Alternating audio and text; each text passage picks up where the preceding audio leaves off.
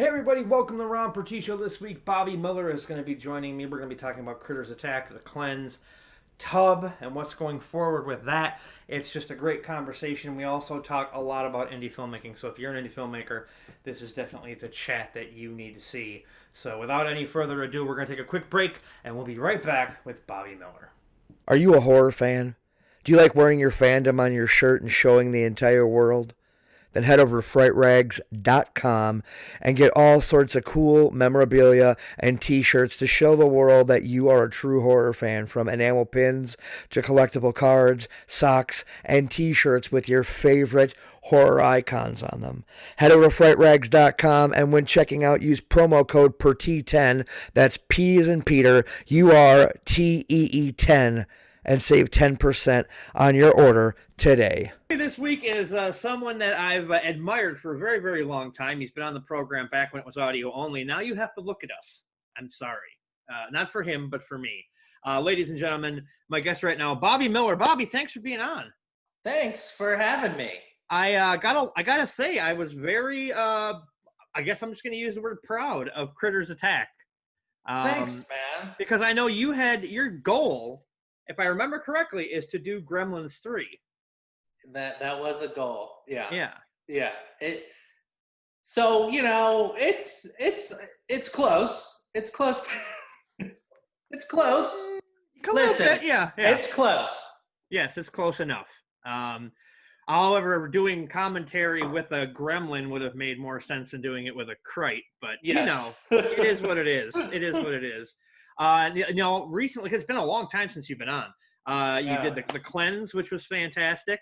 I really enjoyed that. Wait, has it been that long? It's been that long. You Holy did cow. you did the one I don't remember the name of it because it's bothering me with the dead squirrel. Yes. Yeah. End times, the short. Yeah. Yeah, you did End Times. I mean, you came on, I want to say, like, not too long after Tub. Okay. Damn. I still have my. Let's catch up. Right? Let's catch up. So, I still have my copy of Tub, and I love it. And I always tell people that you need to see this movie, and they're like, "Well, what's it about?" A guy gets his tub pregnant when he jerks off into it, and they're like, "Oh, I'm gonna go over here now." And I'm like, "Well, you have fun over there. I'm gonna, yeah." Now, when you did the Cleanse, you had some pretty big names in there. If I remember correctly, Oliver Platt, Angelica Houston, Johnny Galecki. Now, Johnny Galecki, of all people in there, that guy was making some fat bank from Big Bang Theory. You know what I mean? Yeah. I mean, how did you just send him the script for that, or did he find it from somewhere? Or I mean, first of all, lots of props to Johnny because he didn't need to make a weird movie like this. He's doing fine. And he just really responded to that script. And we had a really long conversation, like very emotional conversation about the script. And he got it and he wanted to do it. And a big part of the reason it even exists is because he came on. Yeah. It's a fantastic film. And if you haven't seen it, is it out on Blu-ray?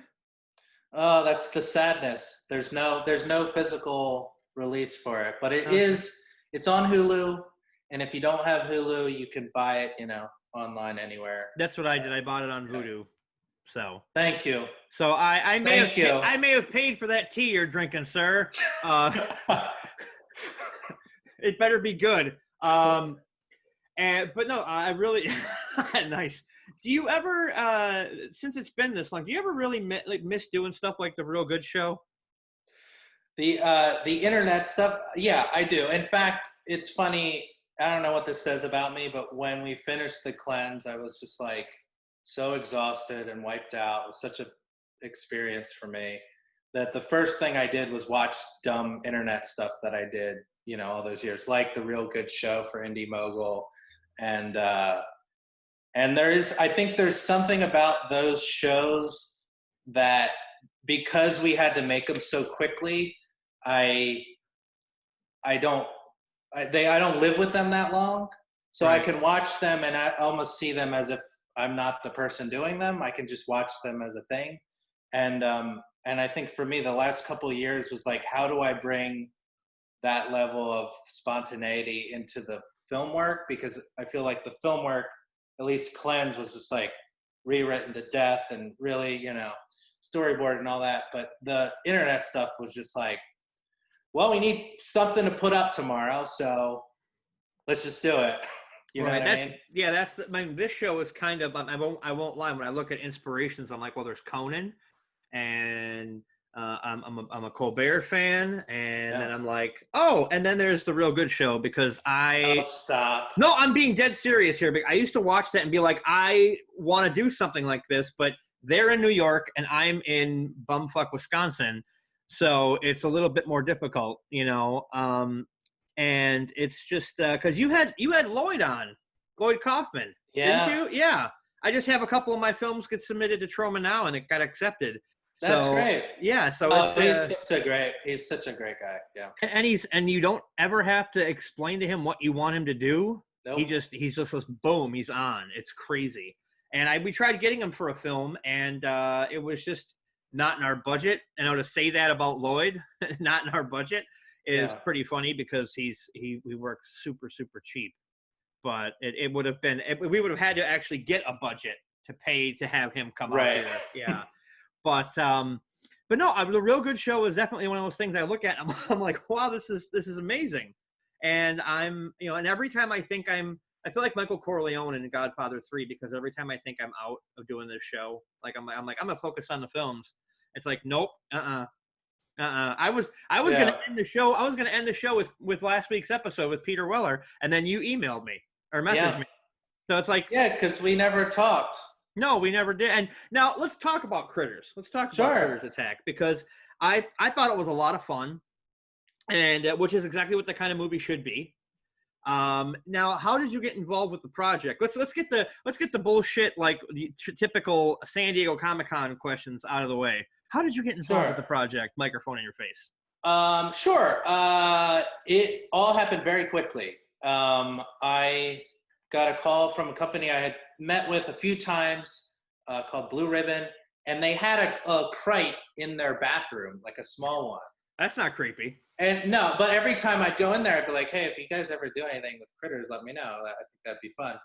And then I just got this call, and it was literally like, we're shooting in South Africa, like in a month. We just got the script.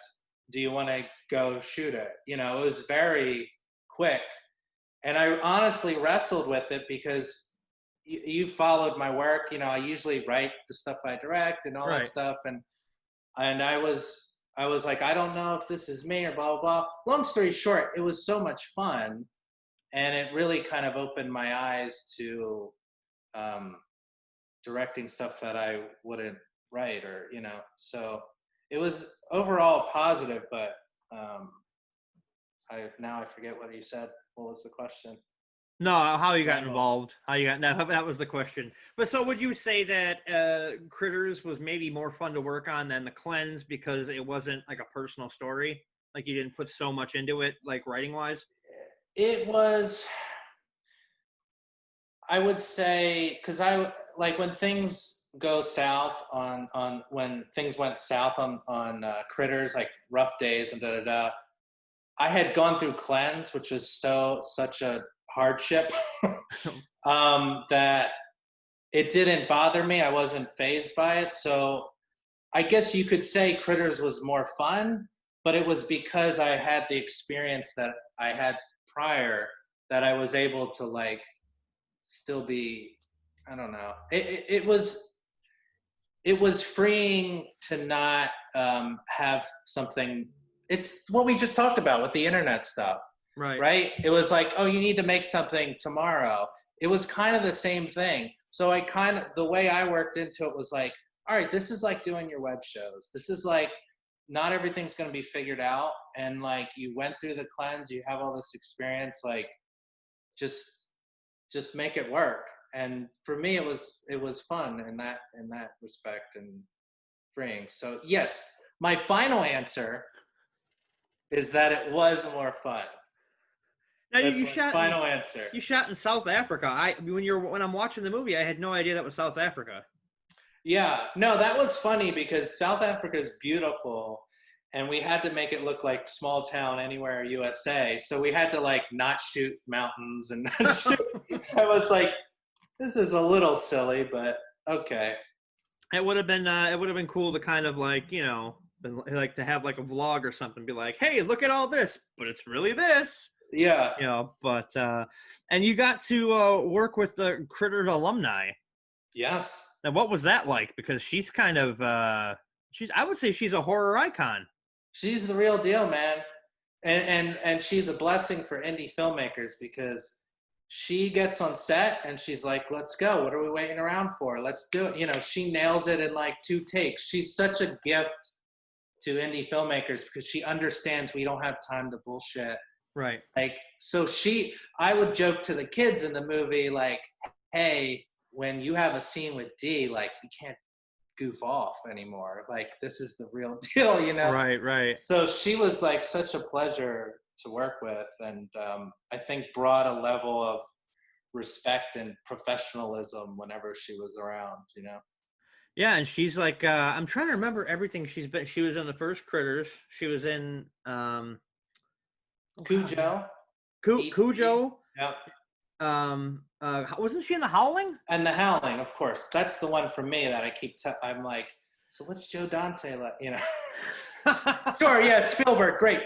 But what's Joe Dante going? What's that about? It's funny you mentioned Spielberg because I was at Target earlier, and I picked up the $5. You got that Jaws 4K?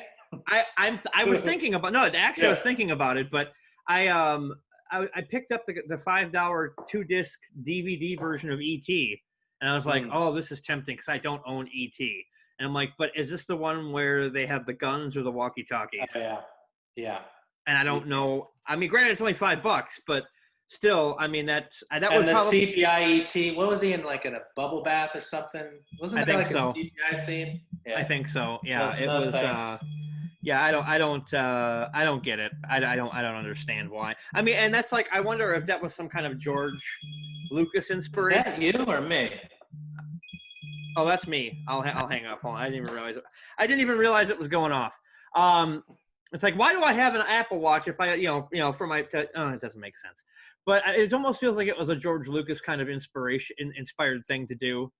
When he went back and he messed with the original trilogy. Yeah. And it's just like, I don't know. But now, do you still have that dream within you to do Gremlins 3? I don't know, man. I think it would have to be, well, here's the thing. If there is ever a Gremlins 3, I know for a fact it's not going to be the type of gig where they're like, can you go to South Africa and make, in a month, what I mean? Yeah. Can you edit the movie? We had 2 weeks to edit the movie, you know what I mean? So, like, I don't think I could do another movie that was like Critters, where it was just, because to me, it's a sadness when there are scenes that I'm like, we just didn't have time to do that right, or you know what I mean? Like, I'm actually working on a tub feature with this producer, and my whole my whole thing with him, especially when the pandemic hit, I was just like, I'm tired of like making stuff and feeling like I didn't do it all the way. Right. And I said, there's got to be no excuses. If we do this, I got to feel like I 100% did it. And if people don't like it, they don't like it. But I got to feel like I did it. That's the thing that still drives me, is like, the shorts I feel good about, the internet stuff I feel good about, but the features I still feel like I didn't nail it yet. So, well, plus I think with the Gremlins 3, you're going to end up, and this is, Warner Brothers was one of the companies that distributed Critters Attack, right? Yeah. They're the reason we haven't talked in a while. I'm just going to wag my finger at him. That's me talking, people, not him. Now, didn't Warner Brothers put out Gremlins? Yeah, well, so, because New Line, let me get this right. Who put out Critters originally? Was it New Line, and then Warner's bought New Line, and now they have Critters? Yeah. So there could be a world where there'd be Critters versus Gremlins if you wanted to go that route. That would be a tough one, because now the nerd in me is gonna come out and be like, well, the Critters can attack from a distance, but the Gremlins just don't give a shit. So it's like one of those, oh God, great. Now I'm going to be thinking about this all night. Sorry. You're like, son of a bitch. damn it, Miller. But Warner's was super cool. Like I think the movie that they had in mind, and I think in a perfect world we would have just had more time to edit, because me and the editor were working on a cut that was actually shorter than what we ended up putting out, and then Sci-Fi had they had a certain limit. It had to be this length. Right. So eventually we had to just start putting footage in, and that's no way to make a well-paced movie, but that's the things we had to do, and so like that's why I joked on Twitter. I was like, we need the Critter cut. We need if Snyder cut can happen, I'll get a new Critter cut done. I don't want the Snyder cut to happen. I don't want. I'm in the minority on this. I think I mean, tell me what you think about this, but I kind of think when people put out a second edition of something, like with the Batman v Superman, the Ultimate Edition, because they have to have an extra cut. Now the Snyder cut. It's like, if the movie wasn't done right the first time, why'd you put it out? Yeah. I mean, Grant. Well, in your position with Critters, though, that's not your fault. Yeah. You know what I mean? But this is Zack Snyder. This is Warner Brothers. This is a $300 million movie. You can't get it done right the first time? I have complicated feelings about it. I don't love the idea of this kind of fan mob mentality that if we don't like something, we're going to, I mean, when we were doing Critters on social media, WB would blast out about it, and all the replies were about the Snyder cut. Like it was just like they were just overwhelming anything that WB put out with just like Snyder cut stuff. So I get that. I don't really know the details of it. I do know like he had a tragedy in his family, he had to step away. So I don't know the details, and that's a shame if he didn't get to finish the movie the way it was supposed to be. But at the same time, I joke about this Critters cut, but I'm fine with the movie that came out. Right. Like, I was paid to do it, and I did the best job I could, and that's it. You move on. I don't think most of the time, other than Blade Runner, I haven't seen a movie that's been revised that I've liked more. I just revisited the new Apocalypse Now, and I'm like, he got it right the first time. Oh, it's better the first time around?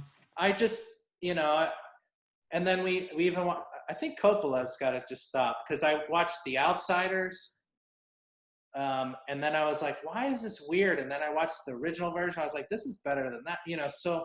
Right. I have mixed feelings about it, but it happened, and thankfully we could stop talking about it at a certain point. Yeah, it's like, well, I think it's hilarious. I think it's hilarious that people are complaining that he doesn't get the actors back. And Warner, I think it was Warner or HBO, said you get 20 to 30 million and it's just for CGI. Just finish it what you were going to do. And from what I gather, and granted I'm in Podunk, Racine, Wisconsin, the Cyborg character was way darker, and Whedon came in and lightened him up. And if that's a lightened up character, holy shit. Yeah. The Snyder cut's going to make me want to slit my fucking wrists. Cyborg is just going to be like, he's going to be like the Eeyore of superheroes. Yeah. I mean, listen, am I going to watch it immediately? Yes, of course I am. I'm going to watch, because I've been it's such a dramatic thing to witness this ongoing campaign, and now it happens. Like, yes, I'm going to watch it. So well, plus I can't bitch about something if I haven't seen it. Right. It's just, but you're talking about. I got 2 liquids now. Oh, see, I'm running low on mine. The thing is that you were mentioning multiple cuts of things. Is like there's Dawn of the Dead too. That has like 3 different cuts. The original Dawn, which got like the Romero cut, the Argento cut, which is hot garbage. Yeah. This is my I continue my crusade of not liking Argento, and I get lots of crap for it, but whatever, I don't care. You took the pie fight out, man. How do you take the pie fight out of Dawn of the Dead? Oh well, what are you gonna do? But now, what do you said you're working on the tub feature? Is that something that are you done with the script yet, or? Yeah. Actually, I mean, strangely, this pandemic was kind of like when everything shut down, I emailed my producer and I was like, and I had delivered a script and I got some notes back and I said, this thing just has to be undeniably great. And we have the time now. No one's fucking making movies right now. Right. So why not just so that's where I'm at. I just finished the second draft and I think, well, not second draft. It's been a few drafts, but that's where I'm at. It's like, I'll probably give it to him in a week or two and we'll see where we're at. But at this point, I just don't want any excuses. I just want it to be great. And if it takes a while to get there, this is such a difference in me mentally with pandemic mode. Because beforehand, I was like, let's get this made. Right. Let's go. And now I'm like, what's the point? It's just got to be great. That's it. Yeah. You take your damn time. People probably think it's super weird that we're talking about a movie where a guy masturbates into a bathtub, but I tell you what, this feature version, look, I'm already selling it. Hey, sell it. Go ahead. It takes it in because I'm about to be a dad. Well, congratulations. Thanks. So you could see how Tub might re-enter my life and actually be about something more now. You know what I mean? Like there's a new angle for me that I'm able to get into. That wasn't in, Tub, which was just a guy jerking off in the shower that I made in my 20s. Like it'll be a different thing. Right. Well, before we go, I got to ask this just because it's something that I have to know. Do you still keep in touch with Eric Beck? Of course. I'm working with Eric Beck right now. I mean, he's not here right now. He's on the site. He's like, yeah, let me just get done talking to this guy, and we'll get back to work. No, I always thought that you guys were the face of Indie Mogul. It was you two, and it's things just the way things ended with Indie Mogul really still kind of sit bad with me because I thought that you guys were like this haven for indie film, and now. Are you saying we let you down? No, you didn't let me down. YouTube let me down. And that's where people are watching this on YouTube. YouTube let me down. No, you didn't let me down at all. I go back to Tub, but I mean, come on, that thing went to Sundance for crying out loud. I made a drama about a guy going into a bar and drinking himself to death, even though that was his hell. I submitted it and didn't get in. So I'm doing something wrong. I got to put more jerking off in my movies, apparently. I've been wanting to tell you this. Yeah, you really do. You should have. I've been making films for 10 years, and all this time I haven't been any jerking off in my movies, and here we go. Yeah. What the hell? You missed out. Stupid. Stupid. So you can follow Bobby on Twitter because apparently he's deactivated his Facebook. I hate social media. I'm like, I need to stay on something, but every day I'm like, should I just delete it all? Well, you got to keep on something because and that's the whole thing is like I'd be off it too if I didn't have to promote stuff, Right. I mean, it is good. I mean, it's how we talk, like you got to be on there somewhere. Right. But it's at Bobby Miller. Anyway. Yeah, it's at Bobby Miller. Give him a follow. Go pick up Critters Attack.